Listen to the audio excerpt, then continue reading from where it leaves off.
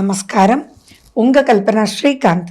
கன்னிராசி மற்றும் கன்னி லக்ன அன்பர்களுக்கு இந்த ஏப்ரல் 2025 எப்படி இருக்கும் அப்படின்றதான் பார்க்க போகிறோம். ரெண்டே விஷயத்தை தவிர மற்றதெல்லாம் டாப் டாப் டாப் டாப் என்ன அப்படின்றத பார்க்கலாம்.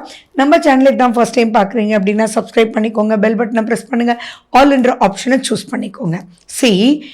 7ஆம் வீட்டில் 5 கிரக சேர்க்கை. 7 அப்படின்றது தானே எல்லாமே. கணவன் மனைவி மட்டும் இல்லை, பார்ட்னர்ஷிப்பு, நட்பு வட்டாரம் எல்லாமே 7 தான். நீங்கள் ஏற்ற மாதிரி ஒருத்தரோட நின்று ஒரு ட்ரெஸ் வாங்க போகிறீங்க அப்படின்னா கூட அந்த எடுத்து போடுறவங்களும் நீங்களும் ஒரு லிங்க் ஆறீங்க இல்லையா, அதைத்தான் அந்த 7ஆம் வீடுன்னு சொல்கிறது. அந்த இடத்துல 5 கிரகங்கள் சேர்ந்திருக்கு. சரி, அந்த 5 கிரகங்கள் பார்த்தீங்க அப்படின்னா புதன், சூரியன், ராகு, சுக்ரன் அண்ட் சனி பகவான் அங்கே சேர்ந்திருக்கார். உங்களுடைய ராசிநாதன் புதன் அங்கே சரியில்லாத ஒரு நிலை, நீச்சம்னு சொல்லுவோம். ஆனால் அவர் 7ஆம் தேதி வரைக்கும் அவர் வக்ரத்தில் இருக்கார். அதுக்கப்புறம் தான் வக்ர நிவர்த்தி. அப்போ அவர் 7ஆம் தேதி வரைக்கும் நல்லா இருக்கார் அப்படின்றது தான் உங்களுக்கு கிடைச்சிருக்கிற மிகப்பெரிய ப்ளஸ். ஏன்னா அந்த இடத்துல நிறைய தேவையில்லாத பிரச்சனைகள் இருந்தாலும் எதில் ஒரு விஷயத்த ஜெயிப்போம்? நம்மளுடைய புத்தியில், கம்யூனிகேஷனில் தானே. அது ரொம்ப அழகாக இந்த 7ஆம் தேதி வரைக்கும் இருக்கும். அதுக்கப்புறம் ரொம்ப ரொம்ப ஜாக்கிரதையாக இருக்கணும். நீங்கள் ரொம்ப சண்டை போட்டுடுவீங்க எல்லாரோடையுமே. நீங்கள் டாக்டர்கிட்ட போனால் கூட நீங்கள் சொல்கிறது ஒன்றா இருக்கும், அந்த டாக்டருக்கு புரியறது வேறையாக இருக்கும். உடனே உங்களுக்கு என்ன ஞாபகம் வரணும்? சண்டை போட வேண்டாம் டாக்டர், நான் வயிற்று வலின்னு சொன்னேன் டாக்டர். காலையிலிருந்து எல்லாருமே தலைவலின்னு வந்துட்டு இருந்தாலும் உங்களுக்கு வயிற்று வலின்றத தெளிவாக நீங்கள் எடுத்து சொல்லணும். அந்த தெளிவுக்கு என்ன வேணும்? நிதானம், பொறுமை, கம்யூனிகேஷன், அவங்கள பற்றி அவங்க என்ன உங்களை பற்றி புரிஞ்சிருக்காங்கன்றது புரிதல். இதுதான் அங்கே முக்கியம். ஸோ இதுக்கு ஆன்சர் புரிதல் அப்படின்றது ஞாபகம் வச்சுக்கோங்க. ஏன்னா நீங்கள் போகும்போது அந்த டாக்டர் உங்களுக்கு 101% நன்மை பண்ணதான் உட்கார்ந்துருப்பார். ஆனால் அவருக்கு அந்த இடத்துல 5 கால்ஸு, 5 இது ஒரு சிஸ்டர் கேட்பாங்க, இது பண்ணுவாங்க. அப்போ ஆட்டோமேட்டிக்காக நீங்கள் அப்போ தான் வயிற்று வலின்னு சொல்லியிருப்பீங்க.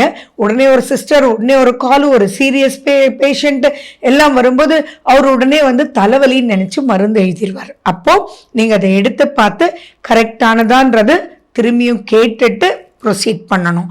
அந்த இடத்துல போய் என்ன டாக்டர் நான் வயிற்று வலின்னு சொன்ன தலைவலிக்கு எழுதி கொடுத்துருக்கீங்க அப்படின்ற பேச்சு ஆகாது அப்படின்றத ஞாபகம் வச்சுக்கோங்க. ஏன்னா அந்த இடத்துல ராகுவும் சனியும் சேர்ந்து இருக்கிறதுனால சிறு விஷயத்தை பெருசுப்படுத்திடும். அது நல்ல விஷயமா இருந்தா நல்லதை பெருசுப்படுத்தும், அது எச்சரிக்கையான விஷயமா இருந்தா பிரச்சனையோ பிரச்சனை தான். அண்ட் இந்த இடத்துல உங்களுடைய சுய ஜாதகத்தில் இருக்கக்கூடிய திசா புத்தி அந்தரத்தை மட்டும் பார்த்துக்கோங்க. அது சரியில்லைன்னா ரொம்ப ரொம்ப ரொம்ப பிரச்சனையை வாவான்னு கூப்பிட போறீங்கன்னு அர்த்தம். அது நல்லா இருந்தால் கவலைப்பட வேண்டிய அவசியங்களே இல்லை. அண்ட் மேலும் இன்னொரு சந்தோஷமான விஷயத்தை பற்றி சொல்லட்டுமா? என்ன அப்படின்னா, உங்களுடைய 12ஆம் அதிபதி யாரு? சூரியன். அந்த சூரியன் போய் 8ஆம் வீட்டில் உட்கார்ந்து இருக்கிறது விபரீத ராஜயோகம். அப்படின்னா எனக்கா இவ்வளவு சூப்பரா அப்படின்னு நீங்க ஆச்சரியப்படக்கூடிய அளவுல பொருளாதாரம் மட்டும் கிடையாது, உங்களுக்கு பேரு, புகழ், கீர்த்தி எல்லாமே. அதாவது நீங்க போறீங்க, அப்போ ஒரு ஃப்ரிட்ஜே வாங்கணும்னு போறீங்கன்னு வச்சுக்கோங்களேன். திடீர்னு என்ன சொல்லுவாங்களா, சார் திடீர்னு நாங்கள் இந்த 2 ஹவர்ஸ்க்கு பார்த்தீங்கன்னா 50% ஆஃபர்லாம் நீங்கள் எடுக்கிற ஃப்ரிட்ஜுக்கு கொடுக்குறோம் சார்னு சொல்லுவோம். நிறைய லக்கி டிப்ஸ் எல்லாம் விடும்ல, அதெல்லாம் இந்த மாதம் 13ஆம் தேதிக்கு அப்புறம். அப்போ இதெல்லாம் என்ன? விபரீத ராஜயோகம். நினைச்சு பார்க்க முடியாத யோகம் செகண்ட் ஹாஃப்ல இருக்குன்றது எவ்வளவு சந்தோஷப்பட வேண்டிய விஷயம். அண்ட் மேலும் அது எதுவாக இருந்தாலும் கரெக்டாக மட்டும் நீங்க பண்ணணும் அப்படின்ற ஒரு எண்ணம் மட்டும் இருக்கட்டும். ஏன்னா 7ஆம் வீட்டில் சனி இருக்கு, அது கண்டக சனியாக இருக்கு. அதுவும் பிடிக்காத சூரியனோட இருக்கும்போது அது டென்ஷன், 13ஆம் தேதி வரைக்கும். ஸோ நீங்கள் எப்படி லேபிள் பண்ணிக்கணும்? 13ஆம் தேதி வரைக்கும் நிதானமாக இருடா, அதுக்கப்புறம் எல்லாமே சூப்பர்.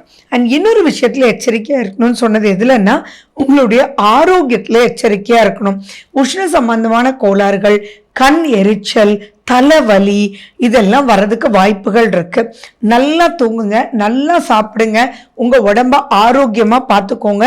இப்போ வாதம், பித்தம், கபம் இதுல கேர்ஃபுல்லா இருக்கணும். அதே மாதிரி இந்த மாசத்துல ஏதாவது கபம் சம்பந்தமான பிரச்சனை வந்துடுச்சுன்னா அது டென்ஷனா இருக்கும். புரியுதுங்களா? அது வந்து ரொம்ப இரிட்டேட் பண்ணும். அதில் இன்னொரு சந்தோஷப்பட வேண்டிய விஷயம் என்னன்னா, இது 2 தாங்க மைனஸ், மற்றதெல்லாம் ப்ளஸ்ன்னு நீங்கள் போட்டுக்கலாம். இதில் என்னன்னா, உங்களுடைய ராசியை தான் அனைத்து கிரகங்களும் பார்க்குறார். ஆனால் செவ்வாய் வந்து 2ஆம் தேதி உங்களுக்கு 11ஆம் வீட்டுக்கு வந்துடுறார். 11ஆம் வீட்டில் செவ்வாய் வர்றது நல்லது தான், பட் ஸ்டில் அந்த செவ்வாய் பவர் இழந்து வரார். ஸோ அது no good, no bad, no பயம் அப்படின்ற ஒரு செக்டாருக்கு நம்ம வந்து எடுத்துக்கலாம். இல்லை அத்தனை கிரகங்களும் உங்களை ஃபோக்கஸ் பண்ணுறதுனால நிறைய பேர் உங்களை ஃபோக்கஸ் பண்ணுவாங்க. அதில் திசாபுத்தியாந்திரம் நல்லா இருந்ததுன்னா அந்த ஃபோக்கஸ் வந்து பாசிட்டிவ் ஃபோக்கஸாக போய் நீங்கள் ஜஸ்ட் அப்போ தான் ஒரு கம்பெனிக்குள்ளே நுழைஞ்சிருப்பீங்க. அந்த கம்பெனிக்குள்ளே போய் ஒரு 3-4 மந்த்ஸ் தான் இருந்திருக்கும். சம்திங் அந்த ஓனருக்கு பிடிச்சி போய் அல்ல அந்த ஹெச்ஆருக்கு பிடிச்சிட்டு போய் உங்களுக்கு வந்து 3 times ப்ரமோஷன் கொடுத்துருவாங்க. அல்லது அந்த ப்ராஜெக்ட் உங்களை நம்பிட்டு எங்கடா இருக்கு இந்த ஸ்கில், உனக்கு இதுக்கு தானே தேடிட்டு இருந்தோம், நீ இந்த ஜாபுக்கு வேண்டாம், நாங்க வந்து இந்த செக்டாருக்கு உன்னை அனுப்புறோம் அப்படின்னு சொல்லிட்டு உங்களை அனுப்பிடுவாங்க. ஸோ அந்த அளவுக்கு விபரீத ராஜயோகம் நடக்கும். அண்ட் செகண்ட் ஹாஃப்ல பார்த்தீங்கன்னா நீங்கள் எக்ஸ்பெக்டே பண்ண மாட்டீங்க, உங்கள் ஆசைகள் எல்லாமே நிறைவேறும். ஃபாரின் சான்சஸ் அதிகமாக இருக்கும். கவர்மெண்ட் ஆப்பர்ச்சுனிட்டிஸ், யாரெல்லாம் கவர்மெண்ட் சம்மந்தமான எஜுகேஷனில் இருக்கீங்க, சிவில் சர்வீஸ் படிச்சிருக்கீங்களோ அந்த குழந்தைங்களுக்கெல்லாம் ரொம்ப சூப்பரான அப்லிஃப்ட்மெண்ட் காத்துட்ருக்கு.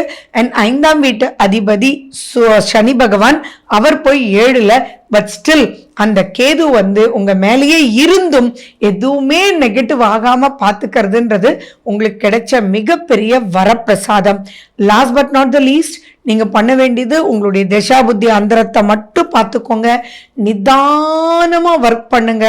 பல ரூபத்துல இந்த மாசம் பெரிய லெவல் அச்சீவ்மெண்ட் காத்துட்டு இருக்கு. அகெயின் நான் சொன்னேன், இது ராஜயோகம் இல்லை, விபரீத ராஜயோகம். ஸோ உங்க சுயஜாதகத்துக்காக நீங்க பண்ண வேண்டியது விநாயகரனுடைய வழிபாடு ரொம்ப முக்கியம். சூரியனுடைய வழிபாடு ரொம்ப முக்கியம். சூரியன் உங்க பிறப்பு ஜாதகத்துல வலு இழந்து இருந்தா தயவு செஞ்சு சூரிய நமஸ்காரம் பண்ணுங்க. இப்ப சூரியன் வழியில தான் அந்த விபரீத ராஜயோகம் வரப்போகுது. மிஸ் பண்ணிடாதீங்க. Wish you good luck. வாழ்க வளமுடன். நன்றி, வணக்கம்.